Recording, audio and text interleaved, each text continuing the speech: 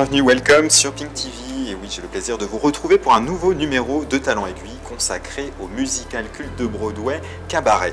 Alors sans plus tarder, je vous propose de rencontrer Emmanuel Moire et Claire Perrault, les deux interprètes principaux du spectacle.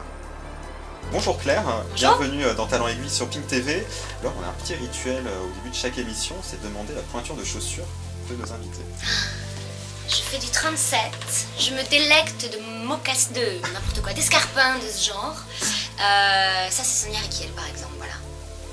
Et vous ne me trouverez jamais sur des chaussures en dessous d'un talon de 12 ou 14 justement. J'aime beaucoup le titre de votre émission d'ailleurs. Merci. Donc il y a eu la Sally Bowles, Liza Minnelli, tout le monde connaît.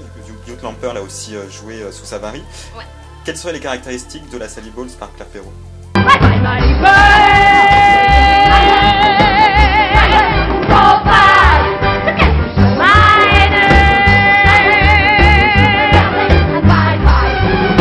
Elle se rapproche plus du livre, qui est vraiment aux origines de Cabaret.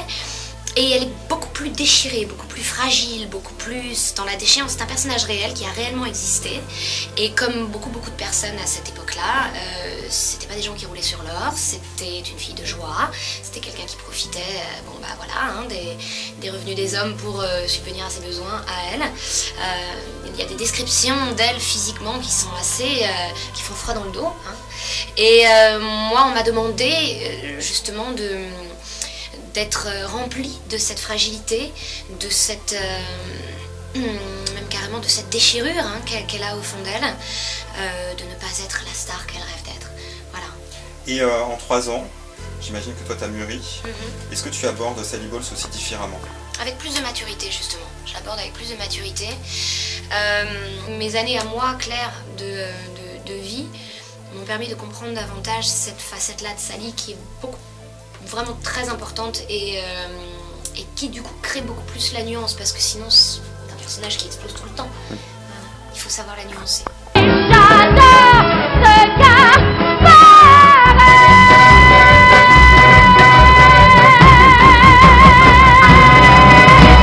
J'aimerais revenir sur un spectacle que les spectateurs de Pink ont sûrement vu, c'est Concha Bonita. Ouais, merci.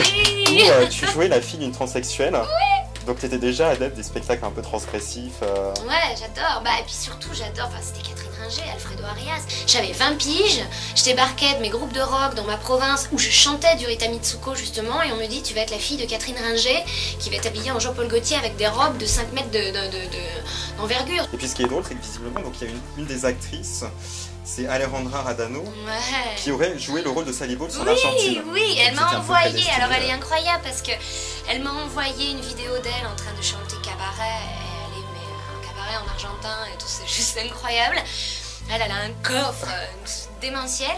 Elle m'a envoyé plein de documentaires. Elle m'a envoyé le I Am a Camera qui est le premier film justement tiré avec Julie Harris, qui est le premier film tiré du livre Adieu à Berlin.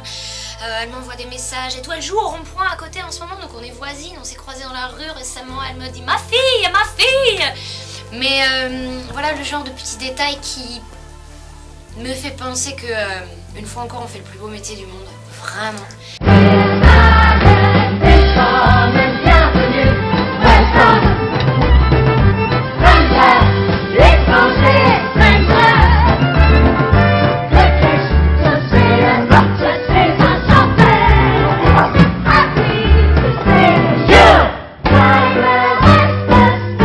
Donc on te reçoit pour Cabaret, donc on t'a connu dans Le Roi Soleil où tu étais un peu le genre idéal romantique.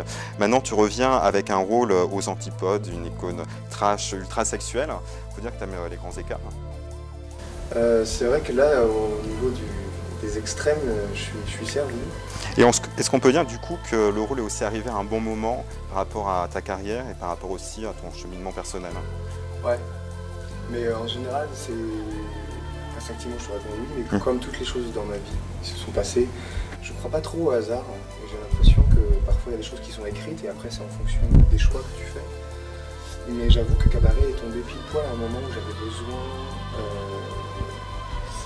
j'avais besoin de changer de direction. C'est un exercice périlleux parce que le show commence directement avec la Ville Commune qui est mondialement connue et en plus je sais pas comment les autres ont joué le MC. Moi, j'avoue que le mien il est énergique. il est animal. Voilà. C'est quelque chose de pulsionnel, du début jusqu'à la fin, même si après ça évolue, je ne raconterai pas l'histoire parce que c'est pas le propos.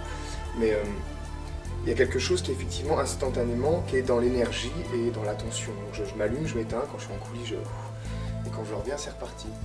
Et effectivement, tout ça, 2h30 tous les soirs, c'est très très fatigant. Mais moi, c'est super, hein, je suis comme un gosse parce que je me dis waouh, ce que je vais pouvoir faire après aussi, et tout ce que m'apporte Cabaret en ce moment, c'est super parce que je me redécouvre en tant qu'artiste et que j'avais ignoré des choses et il y avait un potentiel que je n'exploitais pas. Donc c'est bien dans une carrière. Au bout de 6 ans, elle est petite, hein, j'ai une petite carrière, mais d'être surpris et d'être par un projet en fait, que ça te bouleverse autant. Moi je trouve ça vraiment super. Et puis en plus c'est un spectacle qui est très fort en symbole, sans révéler la fin, mais par exemple à la fin on voit ton personnage avec une étoile jaune et surtout un triangle rose qui fait référence à la déportation homosexuelle, qui est un thème qui est très rarement évoqué sur scène ou au cinéma. Qu'est-ce que ça t'évoque? Est-ce que vous en avez parlé avec le metteur en scène de tous ces signes Moi c'est ce qui m'a aussi donné envie de le faire ce spectacle, c'est le propos surtout. C'est-à-dire que quand tu es confronté à une différence, que ce soit 70 ans ou aujourd'hui, c'est-à-dire 70 ans à l'époque où la scène se joue dans Cabaret, et aujourd'hui, les différences sexuelles, politiques, religieuses, elles sont les mêmes en fait. On se rend compte que le combat il est toujours le même. Étant de la partie et me combattant à ma manière, je trouve que c'est la meilleure façon, c'est d'être sur scène et de parler de ce genre de propos comme ça. Voilà. Tu as fait ton coming out dans Têtu. Est-ce que depuis tu as eu des réactions par exemple, de personnes qui après ces déclarations sont assumées ou en tout cas ont fait des témoignages dans ce sens-là? Ouais, j'ai encore plus même avec Cabaret parce qu'il y a pas mal de gens de théâtre qui viennent voir le spectacle, forcément le théâtre c'est autre chose. Et comme la pièce parle clairement de ça, je reçois soit des coups de courrier ici au théâtre ou sur la page officielle, sur Facebook, des témoignages de gens qui effectivement soulignent... eux, ils trouvent que c'est du courage. Pour moi, c'est pas du courage, c'est juste être soi-même tout simplement. Je crois qu'on devrait plus avoir ce genre de combat à faire aujourd'hui. Moi, je l'ai fait dans l'optique sans réfléchir, sans aucun intérêt quelconque, que d'être juste tranquille. Je veux juste être tranquille. On peut être homo, bi, peu importe ce qu'on fait, un bi personnel, même au niveau de ta religion, quelle que soit tes croyances, peu importe. C'est pas ça qui fait la qualité d'un homme ou d'une femme, et c'est pas ça qui dessine sa vie. Voilà. Est-ce que du coup ce spectacle t'a donné envie de découvrir Berlin ou si tu le connaissais déjà avant? Alors, je connaissais pas Berlin. On est parti à Berlin 2 jours en fait sur les traces de Sherwood par rapport qui était en lien avec le livre. D'accord. J'ai jamais été fan de Berlin, ni de l'allemand. Et curieusement, quand je suis allé à Berlin, c'est pas une ville non plus qui m'attirait avant, c'est pas une ville qui m'attire non plus. Je crois que c'est parce qu'elle a tellement un lourd passé historique, que c'est une ville qui a tellement morflé et que ça se sent. Et qui en même temps a une vie underground qui est assez foisonnante. Exactement, ça par contre c'est vachement bien parce que c'est l'esprit complètement des années 30 de Berlin, même si c'est différent parce qu'il y a 70 ans de plus, mais c'était comme ça. Berlin c'est underground, c'est de façon tout le monde le dit, c'est clairement ça. Moi je suis pas un clubbeur donc je suis allé dans plus de jours, on n'y allait pas pour ça. Donc je n'ai pas découvert les souterrains de Berlin. D'accord.